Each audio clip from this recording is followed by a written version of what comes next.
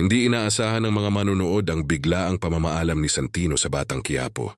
Matagal na siyang naging bahagi ng serye, kaya't nagdulot ito ng sorpresa at kaunting lungkot sa kanyang mga tagahanga. Maraming fans ang hindi nakapaghanda sa kanyang exit dahil wala itong malinaw na build-up sa kwento.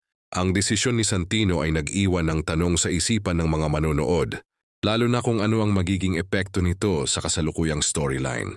Bilang bahagi ng pangunahing arko, ang magkawala niya ay maaaring magbukas ng bagong twist at challenge sa ibang karakter.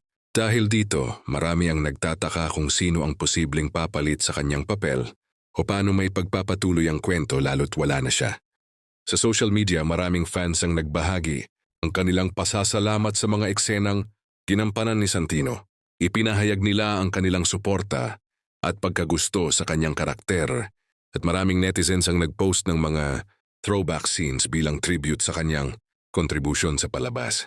Samantala patuloy ang serye sa pagpapakilala ng mga bagong karakter and kwento upang mapanatili ang engagement ng audience.